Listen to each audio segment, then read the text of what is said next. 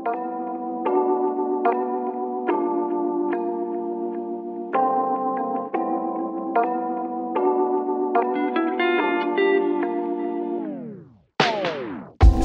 adik-adik peserta ekskursi, hari ini atau di tempat ini kita sampai ke lokasi ketiga.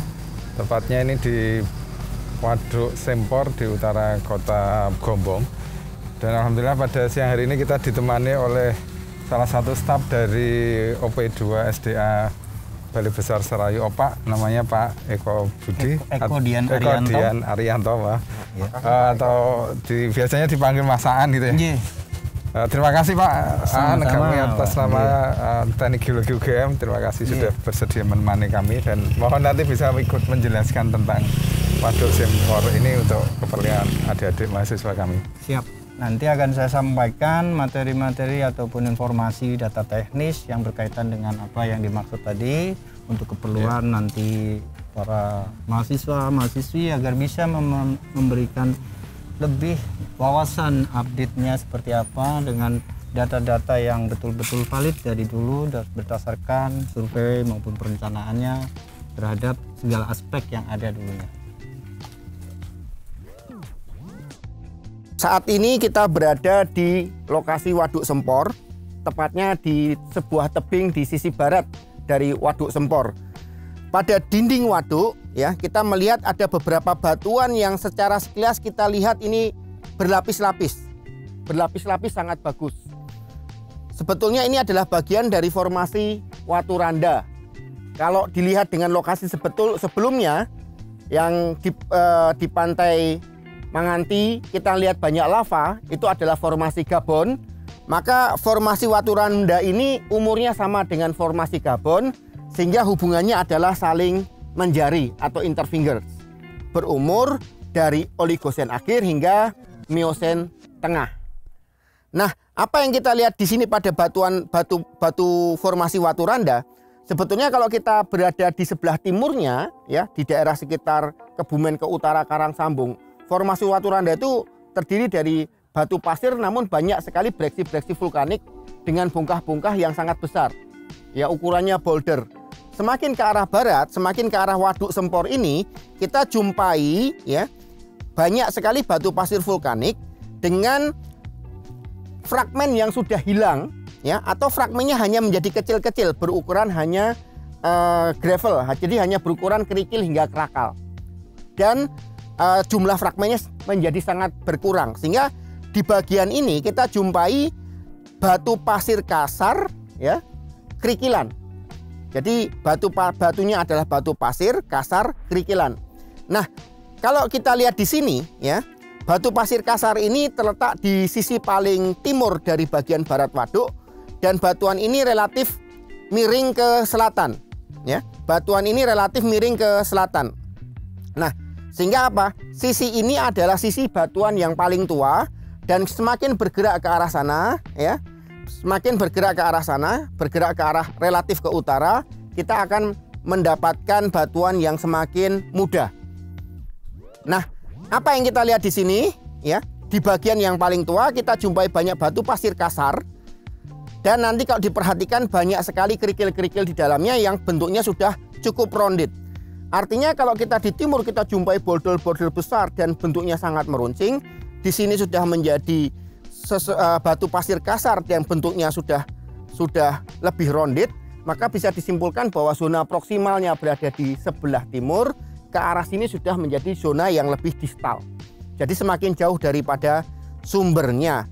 Nah, sebetulnya dominan batu pasir kasar ini juga tidak sepenuhnya batu pasir kasar.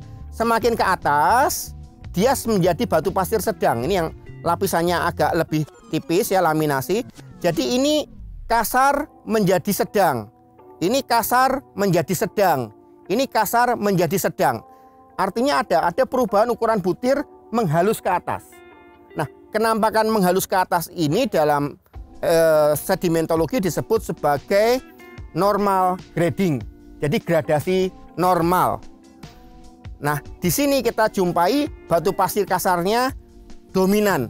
Namun semakin ke atas ya, batu pasir sedangnya semakin dominan. Nanti kita akan lihat ke tempat yang lebih atas lagi dari titik lokasi pengamatan di sini. Baik, saat ini kita berada kurang lebih hanya 50 meter ke arah selatan dari lokasi tadi kita mengamati. Ya, kita bisa lihat di sini. Ya, jadi kalau kita bergerak ke selatan, batuannya miring ke selatan, berarti kita menuju ke batuan yang lebih muda. Nah, kita bisa lihat di sini. Kenampakan batu pasir kasar tadi sudah nggak ada. Ya, kenampakan batu pasir tadi sudah nggak ada. Di sini hanya batu pasir yang medium. Artinya apa? Di bagian bawah kita jumpai banyak batu pasir kasar yang bergradasi normal ke arah batu pasir yang medium. Di sini hampir semuanya medium, kasarnya sudah nggak ada. Sehingga bisa kita katakan ini menghalus ke atas atau fining upward. Jadi kenampakan dari beberapa lapis semakin muda semakin menghalus. Sehingga kita menyebut ini sebagai fining upward. Nah, apa yang kita lihat di sini, ya, di batu pasir sedang ini, kita bisa melihat ini, ya, ini adalah perlapisan miring ke selatan dengan dipping sekitar 30 derajat di sini. Nah, di sini ini miringnya hanya 20 derajat.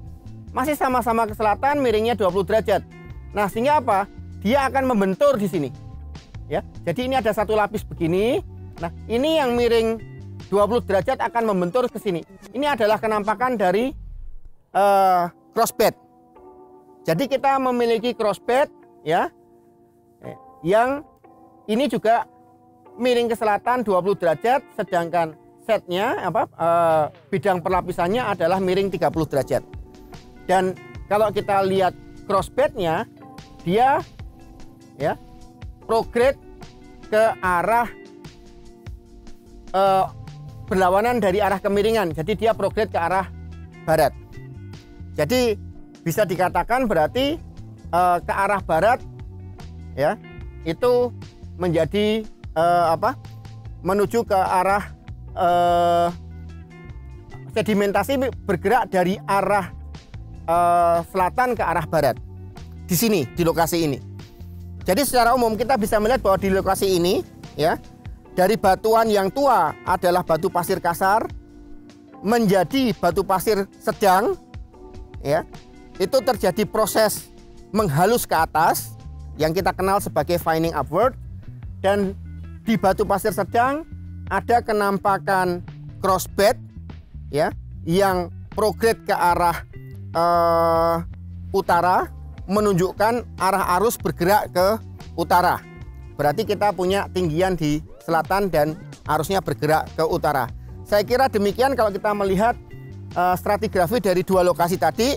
Dan selanjutnya untuk mengetahui bagaimana waduk, ya, bagaimana waduknya, kita bisa mempersilahkan kepada Pak Hendy, ya, Dr. Hendy, untuk bisa melanjutkan penjelasan.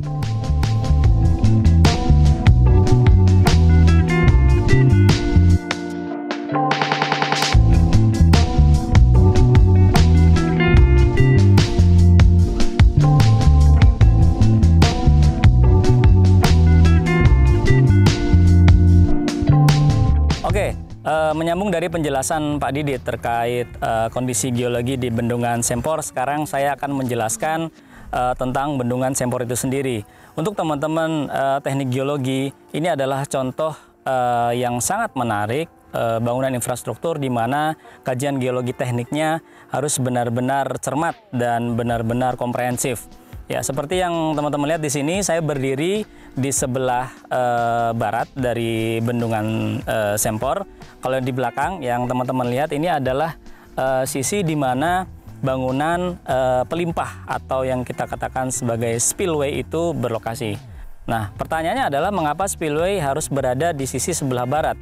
Kalau dari kondisi geologi regional daerah Sempor ini, sisi yang sebelah barat ini seperti tadi yang dijelaskan oleh Pak Didit, dia memiliki formasi batuan beku, walaupun batuan bekunya adalah sifatnya sedimen, ya, maksudnya sifatnya tertransport gitu ya, batuan beku di sini.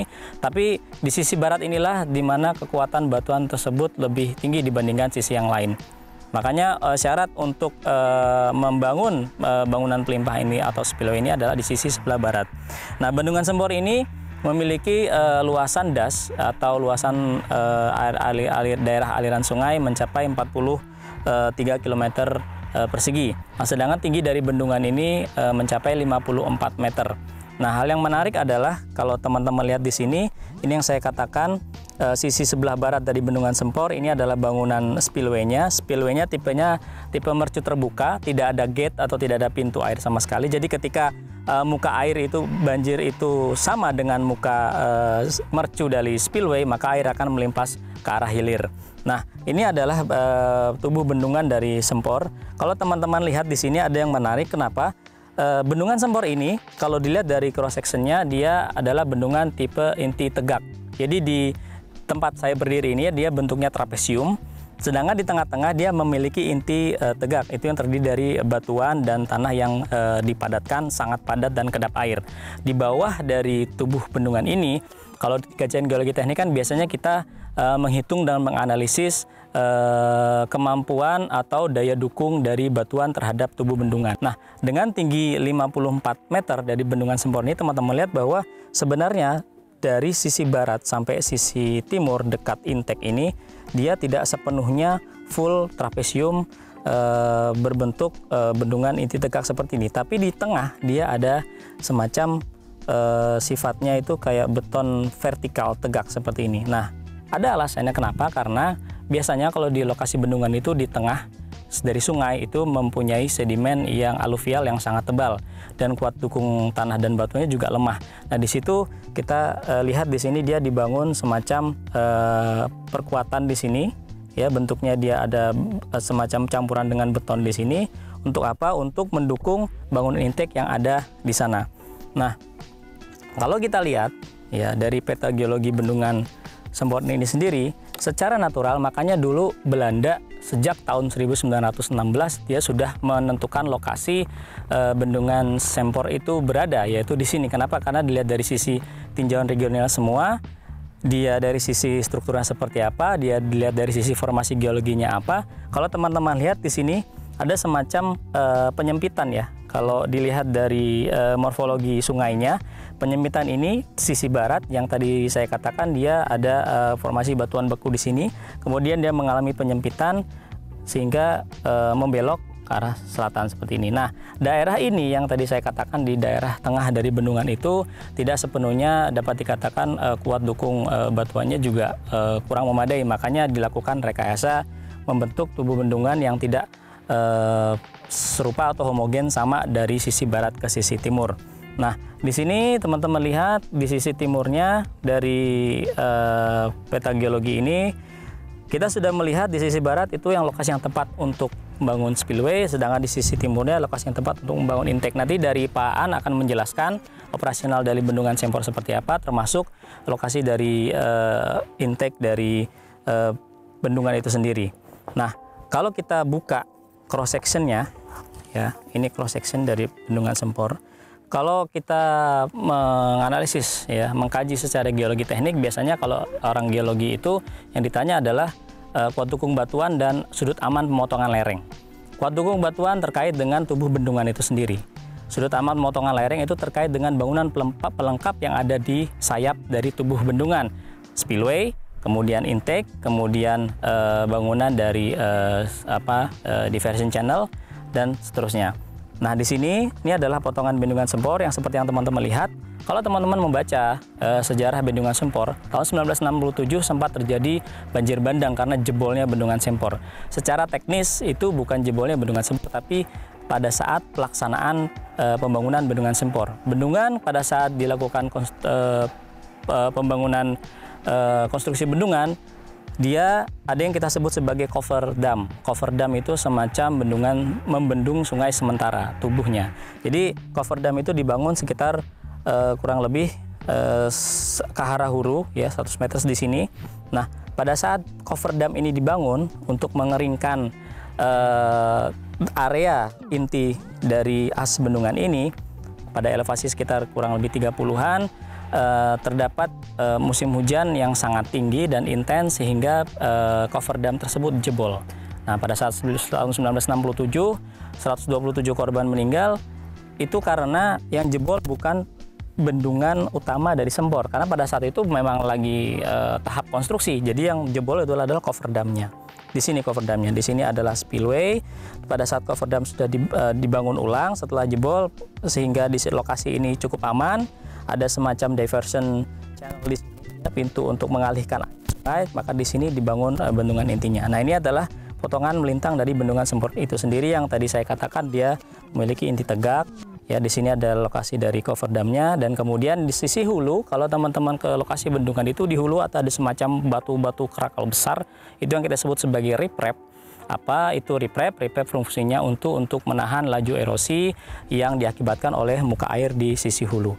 Di sebelah spillway, nah ini adalah potongan dari spillway itu sendiri yang tadi saya katakan bahwa sisi barat dia mempunyai landasan sayap yang sangat kuat sehingga dari formasi batuan beku, sehingga spillway ini dibangun di sisi sebelah barat, dan sedangkan di sisi sebelah timur, tengah ke timur, di sini ada bangunan yang untuk outlet dari air itu sendiri. Nah, ini nanti akan dijelaskan oleh Pak An. Ini adalah tipikal potongan melimpah dan outlet dari bendungan Sempor. Nah, terkait dengan kajian geologi teknik bendungan, sangat krusial untuk teknik geologi untuk memahami bagaimana bendungan itu berlokasi, kinerjanya seperti apa, penentuan lokasinya seperti apa. Karena apa? Kita belajar dari kegagalan konstruksi bendungan pada saat operasionalnya, itu karena pada saat penentuan lokasi tidak mempertimbangkan benar-benar kajian geologi teknik. Seperti yang terjadi belum lama tahun 2017, ini yang terjadi bukan di Indonesia tapi ya, ini di Amerika Serikat, di California, Oroville Dam. Di sini teman-teman bisa lihat pada saat tersebut debit banjirnya sangat-sangat overload. Dia tidak bisa menampung, tampungan waduk dari Oroville ini tidak bisa menampung, sehingga ada semacam piping. Piping itu terjadi karena tekanan air pori yang sangat berlebih, dan pada saat tersebut zona kedap air di daerah bendungan itu sendiri ada semacam kebocoran. Kebocoran hanya sebesar lubang jarum saja, kemudian itu akan membesar dan membesar sehingga terjadinya piping dan uplift atau gaya dorong dari air dari arah hulu. Belajar dari Oroville Dam ini, kegagalan yang terjadi yang pertama bukan di tubuh bendungannya. Kalau teman-teman bisa lihat, tubuh bendungannya ini ya dia masih mulus, tapi ada di spillway yang jebol. Ini yang terjadi karena rembesan dan piping tadi. Nah, demikian pentingnya kajian geologi teknik untuk bendungan Sempor. Bagaimana kita bisa menghindari kegagalan seperti yang terjadi pada saat tahun 2017. Untuk operasional dan pemanfaatan bendungan Sempor ini itu sendiri, mari kita dengarkan penjelasan dari Pak Aan. Untuk layanan kinerja waduk tersebut, kami beberapa instansi terkait selalu melakukan koordinasi untuk melakukan koordinasi sebagai bentuk perwujudan kepada masyarakat, khususnya petani maupun pengguna air baku wilayah masyarakat Kabupaten Kebumen. Untuk melayani irigasi seluas 6.478 hektar ini, kami selaku pengelola bendungan dalam hal ini diberikan mandat dari UPB untuk dapat mengalokasikan air waduk tersebut. Kita rapatkan bersama dengan tim koordinasi pengelolaan sumber daya air ataupun TKBSDA, dan bisa juga melalui rapat komisi irigasi dengan Dinas PUPR Kabupaten Kebumen, dengan Balai PSDA Provinsi dari Probolo, dan juga dari UPTSDA Sempor maupun GP3A, IP3A di wilayah DI Sempor. Sebelum melakukan pengoperasian waduk, akan kita hitung estimasi kebutuhan irigasinya maupun ketersediaan air waduk. Untuk hal ini, Kabupaten akan mengeluarkan RTTG. RTTG adalah Rencana Tata Tanam Global yang akan ditandatangani disetujui oleh Bupati Kebumen. Sebelum Bupati menandatangani RTTG tersebut, akan lebih baik aturan tersebut akan sinkron dengan kondisi waduk kita dengan adanya rule curve ataupun pola operasi waduk. Karena ini akan berkaitan dengan musim. Musim itu dari BMKG akan memberikan informasi kapan kesiapan untuk dioperasikan itu dengan adanya curah hujan yang akan turun pada kurun waktu tertentu. Misalkan RTTG itu dibuat dalam bulan Oktober sudah siap operasi. Namun kenyataannya waduk masih belum siap, kondisi kering ataupun kemarau. Nah, hal ini harus kita sinkronkan kembali dengan RTTG-nya, itu tidak boleh memaksakan. Jadi harus memahami kondisi waduk kita dulu. Kalau dalam hal ini kondisi waduk kita sudah siap, tidak ada masalah, air sudah mencukupi untuk normal irigasi masa tanam 1, maka akan kita rapatkan kembali kesiapan operasinya mulai tanggal berapa, nanti per 2 minggu kita kontrol kembali. Misalkan kesiapan di bulan November, 2 minggu 1 atau 2 minggu 2, maka akan dihasilkan dalam rapat tersebut kesepakatannya akan dioperasikan untuk MT1 tersebut. Di MT1 atau di minggu 1 atau di minggu 2-nya itu nanti apakah ada kendala, setelah itu belum ada turun hujan, itu akan kita klarifikasi monef lagi, apakah ini akan dilanjutkan atau bagaimana dengan pengurangan debit airnya. Karena di 6.478 hektar itu kita harus bisa mengoptimalkan layanan irigasi air waduk tersebut, tidak ada masalah. Mereka akan panen dan itu akan menjadikan indeks pertanaman dengan hasil persentase yang bagus menurut dari Kementerian Pertanian. Jadi kita mendukung layanan irigasi itu untuk terwujudnya ketahanan pangan, ketahanan energi, dan juga faktor lain seperti dari PDAM itu akan memberikan manfaat yang seoptimal mungkin. Untuk irigasinya kita nanti akan salurkan melalui hollow jet valve ataupun disingkat HJV, dan bisa melalui turbin yang ada di Indonesia Power ataupun PLTA. Nanti akan kita keluarkan lewat hollow jet valve apabila kondisi turbin sudah tidak mungkin mensuplai lebih karena maksimumnya ada batasannya, ataupun ketika cuaca ekstrim hujan lebat. Jadi kita akan antisipasi pengendalian banjir juga untuk keamanan bendungan. Maka hollow jet itu akan kami operasikan bersama petugas operasinya untuk siap dalam 24 jam mengoperasikan hollow jet tersebut. Jadi nanti ditampung di bendung Bojong yang ada di sebelah hilir sebelah belakang saya, sebelah kiri belakang, semua akan tertampung di sana. Dan nanti petugas bendung di sana dari UPT SDA Sempor akan mengoptimalkan air tersebut agar tidak limpas begitu saja, tapi dimasukkan dalam sistem irigasi Sempor tadi. Ada di saluran induk Sempor Barat, ada juga yang di saluran induk Sempor Timur. Kebutuhannya berapa yang untuk Sempor Timur itu lebih besar, kisaran 5.900 hektar lebih. Kalau untuk yang saluran induk Sempor Barat, dia kisaran 500 hektar lebih. Jadi debit yang nanti dikeluarkan bisa bervariasi, mulai dari 3 kubik, 3,5 kubik, 4 kubik, dan 4,5 kubik. Dalam 2 minggu tersebut nanti kita monep sampai dia pengolahan tanah, pertumbuhan 1, pertumbuhan 2, pemasakan maupun panen, nanti akan kita rapatkan. MT2 selanjutnya bisa siap langsung ataukah bagaimana, ataukah harus dipending dulu sementara kita off dulu, atau lanjut operasinya turbin maupun hollow jet tersebut.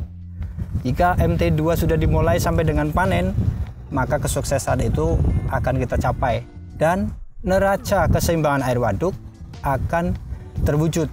Inilah optimasinya dan keamanannya waduk untuk layanan irigasi tersebut.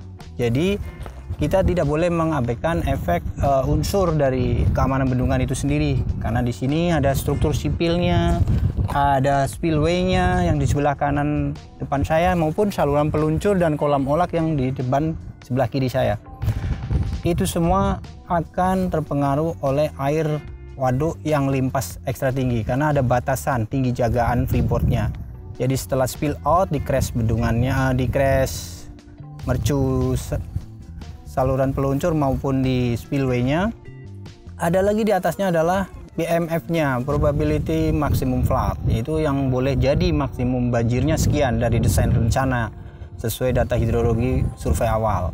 Itu di elevasi 72 itu normal, di elevasi 73.70 mdpl itu adalah muka air banjir yang boleh jadi. Di atasnya itu sudah kita tidak diperkenankan karena itu akan mengganggu struktur keamanan bendungan itu sendiri, dan itu kita harus betul-betul pengendalian dari operasinya itulah yang harus kita siapkan. Tidak boleh begitu saja kita abaikan karena faktor keamanan ini akan sangat penting sekali.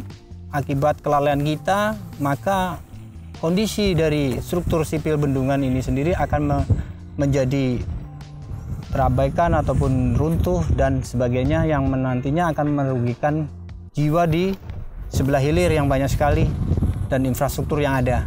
Karena pernah terjadi kasusnya dulu tahun 1967, tepatnya di tanggal 27 November, pukul 1 dini hari. Cover dam waktu itu baru dibuat, dan untuk yang sipil yang sekarang ini ada existing, itu belum dibuat. Jadi untuk mengamankan pembuatan ini ada cover dam dulu dielakkan melalui diversion tunnel yang ada di sebelah timur intake tower bridge sana. Ternyata ada collapse karena hujan besar. Akibatnya struktur dari cover dam itu hancur dan semua yang ada di hilir itu terendam banjir dan meninggal dunia. Jadi demikian apa yang perlu saya sampaikan tadi. Nanti akan bisa lihat jelas seperti apa konsep strukturnya tadi yang dimaksud. Bahwa tadi di depan saya itu sebelah kiri depan ada saluran peluncurnya. Terus ada juga outletnya di situ di bawah ada untuk PLTA-nya, untuk turbin maupun holojet. Ini yang keluar ini adalah holojetnya. Yang di bawahnya ini adalah turbinnya. Sedangkan ini adalah sambungan dari tubuh bendungan yang menuju ke live abutment yang ada di intake bridge tower di sana, yang untuk mengoperasikan buka tutup pintu di sini untuk pengamannya. Untuk pengeluaran katupnya kita setel di sini lewat ujung di PLTA-nya. Ini gambar potongan melintangnya akan kelihatan. Masuk pintunya di sini nutup, pipa penstoknya di sini. Nah, disinilah kita akan mengoperasikan pintu pengoperasian holojet valve-nya untuk memenuhi kebutuhan irigasi tersebut. Kalau di sini akan kelihatan lagi view-nya untuk genangan tadi. Ada saluran peluncur, di bawahnya ada kolam olak. Ini reservoir tampungannya, bendungan utama dan bendungan ridge wall-nya. Di sini ada intake tower. Di intake tower inilah nanti akan tembus ke sini yang akan keluar ditampung oleh bendung bojong yang ada di ujung sebelah selatan. Jadi demikian yang bisa kami sampaikan. Sekali lagi untuk pengoperasian irigasi tersebut harus mengikuti rule curve ataupun pola operasinya waduk. Karena pedoman operasi waduk itu sudah diterapkan, disusun pada Peraturan Menteri PUPR nomor 27 yang sudah disahkan tahun 2015, dan sekarang mungkin ada perbaruan Peraturan Menteri nomor 6 tahun 2020. Jadi kita sebagai payung hukum pengoperasian operasi waduk itu harus kita terapkan, kita laksanakan dan dipatuhi oleh stakeholder terkait. Harapannya apa? Optimasi layanan irigasi tercapai dan neraca keseimbangan waduk maupun keamanan bendungan juga akan terwujud. Insya Allah kalau kita mau bekerja sama, berkoordinasi dengan kompetensi maupun komitmen, konsisten, konsekuen, semua akan berjalan dengan baik dan tidak ada masalah. Demikian yang bisa kami sampaikan, mudah-mudahan bermanfaat bagi semuanya. Wabillahi taufiq wal hidayah. Wassalamualaikum warahmatullahi wabarakatuh. Baik adik-adik peserta IGR 2020, kita sudah di lokasi ke-6 dari keseluruhan lokasi IGR, atau pada hari ini lokasi ketiga ya.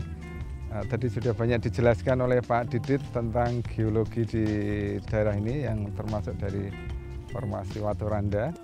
Kemudian Pak Hendi juga sudah menjelaskan aspek bendungannya. Dan terakhir tadi Pak Aan yang dari Balai Besar Serayu Opak juga sudah menjelaskan tentang aspek pemanfaatannya.